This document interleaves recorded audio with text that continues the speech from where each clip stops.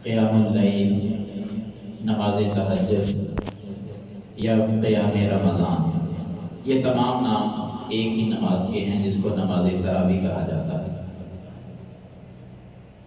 ماہ رمضان کے اندر اس عبادت کا جماعت کے ساتھ اہتمام ہوتا ہے، اور رمضان کے علاوہ اپنی اپنی نماز پڑھی جاتی ہے۔ ماہ رمضان میں عشاء کی نماز کے فوراً بعد ہی اس کو ادا کر لیا جاتا ہے، اور باقی 11 مہینوں میں جو بھی تہجد کی نماز پڑھنا چاہے، رات کے وہ جس حصے میں چاہے، افضل ترین حصہ فجر کی نماز سے اذان فجر سے کچھ دیر پہلے کا ہے، باقی رات کے کسی حصے میں بھی وہ تہجد پڑھ سکتا ہے۔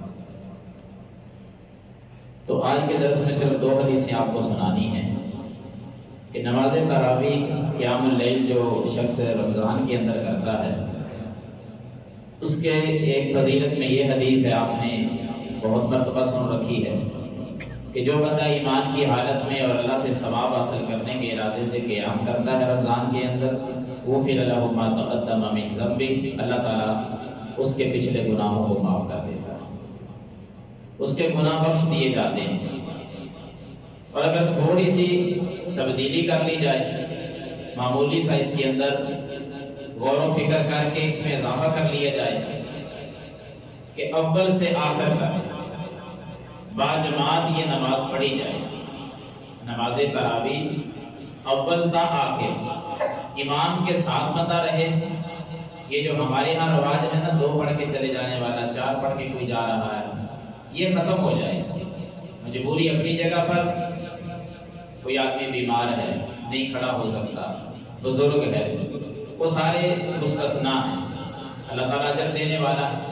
لیکن ایک نوجوان آدمی ہے، تندرست ہے، بلا وجہ وہ 2 4 پڑھ کے جا رہے ہیں، امام کے آخر تک وہ ساتھ نہیں ہے، تو وہ بہت ساری خیر سے، بہت سارے اجر سے معروف ہو جاتے ہیں۔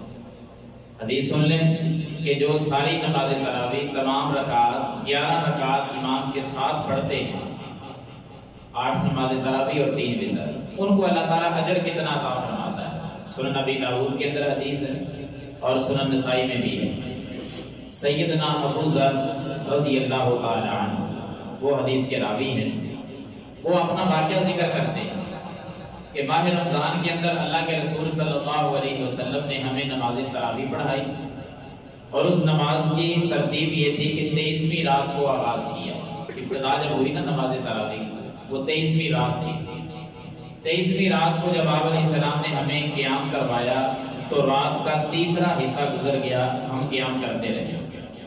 تیسرے حصے کا مطلب ہے کہ اگر 6 گھنٹوں کی رات ہے نا تو 2 گھنٹے قیام کیے، 6 گھنٹوں کی رات ہو تو 2 گھنٹے اگر قیام کیا جائے تو وہ رات کا تیسرا حصہ بنتا ہے۔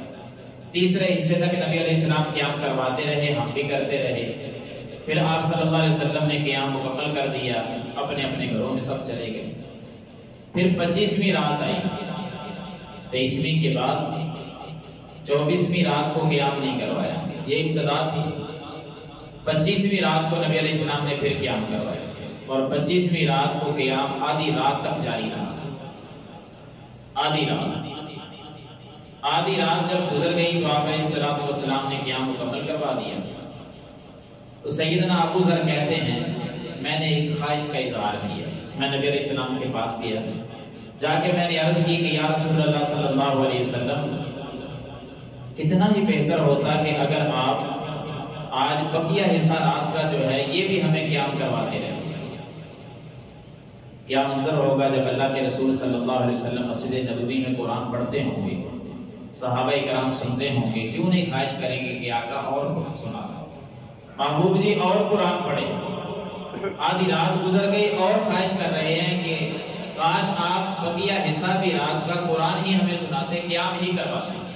تب آپ صلی اللہ علیہ وسلم نے فرمایا کہ اے ابو ذر، تجھے معلوم نہیں کہ امام نے مکمل کر دیا ہے قیام، اور جو بندہ امام کے ساتھ قیام کرتا ہے اور ساتھ ہی مکمل کر لیتا ہے، ان الرجل اذا صلى مع الامام حتى ينصرف حسب له قیام لیلۃ کہ جس بندے نے امام کے ساتھ قیام کیا، حتیٰ کہ امام نے قیام مکمل کر دیا، اس نے بھی مکمل کر دیا، اس بندے کو تو اللہ تعالیٰ پوری رات کے قیام کا ثواب عطا فرما دیتا ہے،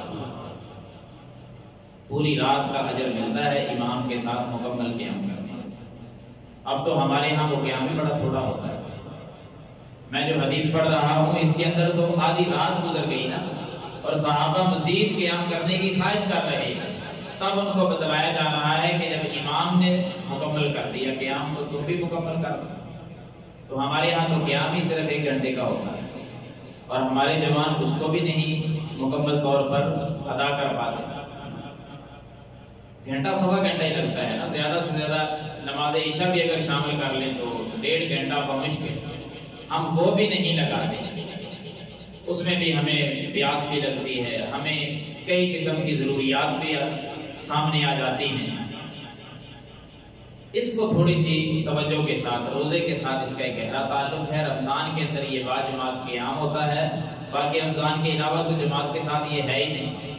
یہ فضیلت حاصل نہیں ہو سکتی رمضان کے علاوہ کہ پوری رات کا ثواب ہمیں ملے قیام کرنے، وہ صرف رمضان میں ملے گا، کیونکہ جماعت رمضان میں ہوتی ہے۔ اس نماز کی امام کے ساتھ پڑھیں گے تو یقیناً پوری رات کا اجر ہم اللہ تعالیٰ سے پا سکتے ہیں اگر ہم یہ عمل کریں تو آج کی دعوت فکر آپ کو یہی ہے کہ اگر وقت ملے اور ملنا چاہیے، دنیا کی مصروفیات کو اس مہینے میں تھوڑی سی کم کر کے وقت نکال کر رات کا قیام گھنٹہ سوا گھنٹہ وہ مکمل طور پر امام کے ساتھ کیا جائے، اور اس حدیث کو یاد رکھا جائے کہ اللہ تعالیٰ ہمیں آج پوری رات کا ثواب عطا فرمائے۔